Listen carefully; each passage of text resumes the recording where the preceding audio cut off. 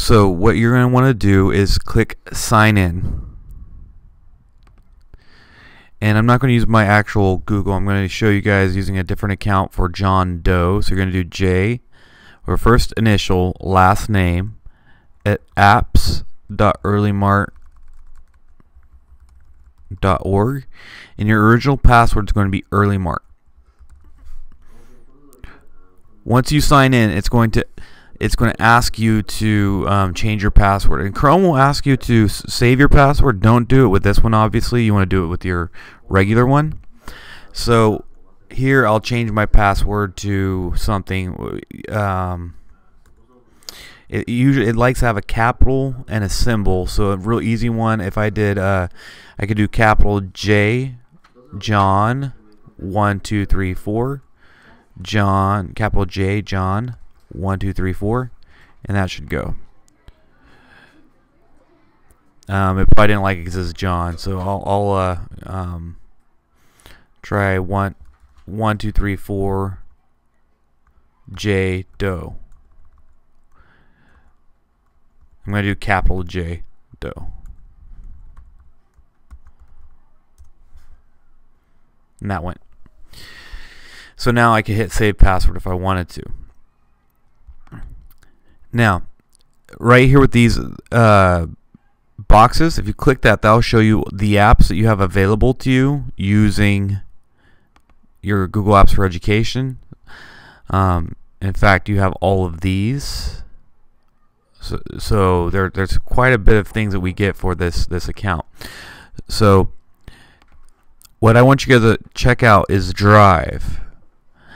Now, if you notice, Drive is just this web page right here. So it's drive.google.com. And it's going to ask you if you you probably won't have this. This is an old account, so it's asking me to take me to the new Drive. You guys are more than likely going to be already in the new Drive, so it should look like this. If you have used it before, I'd highly recommend going to the new Drive, simply because it's going to be going there anyways. So just a few things. You have the My Drive. They've updated the new Drive, so this is shared with me just like the old Drive, which I like. Recent documents, starred documents, and trash. So one of the most powerful things and if you have the new document here, you could create folders. You can upload files that you have on your computer. You could upload an entire folder that you have on your computer. And with Drive, you have unlimited space, so feel free to do that. You can also create a Google Doc, which is like a word processor right here. So you see it's got the web tools, your justification, left justification, center, line, all that. You got your bullets, bold, italic. You have different, you have a ton of fonts that you can use. So that's Docs. You can also use spreadsheets. So again, all your tools are right up here. You also have Google Slides, which is like a PowerPoint. And all your tools are up here. You could select a theme. So all that. You got your new slides. You could change layout, change your background, all of that.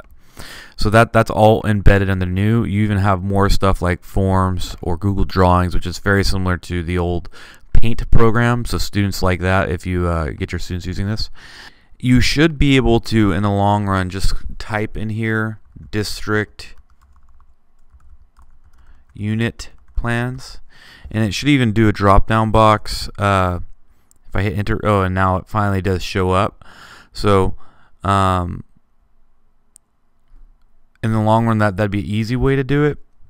But just as a heads up, if it doesn't come up, go ahead and go to my email here. When you click on this link, it's going to open this up, and then right here it says add to Drive. Click on the add to Drive, and then you can open it in Drive, and this is what it's going to look like. So now when you have My Drive over here, if you click that down arrow, you're going to have your district unit plans. So it'll also be, if you're in My Drive, you'll have it as a folder. I prefer the list view, but you can also go thumbnail grid view. But so now you have it here within your folder, and you also have it on your drop down as here. So right now everybody has access to everything, basically just because we don't know who's going to be where next year. So once we know who's going to be where, everybody will be able to view everything, but you'll only be able to edit your own folder. So for planning on Monday, you're going to want to go to the 2015-2016 unit plans, go to your grade level, and then once you're there, you can select what it is, and in each of these folders you should have your unit plans and your pacing guides. I took the liberty, and I'm going to try to get these all dropped into each of those folders. You do not have to use them, but if you guys don't have something that you could upload in there and you need to create a pacing guide, I gave you a template, and some people might just want to use this anyways. I created a template for you so that you can actually have a calendar with fillable spaces like this. So that's an option as well.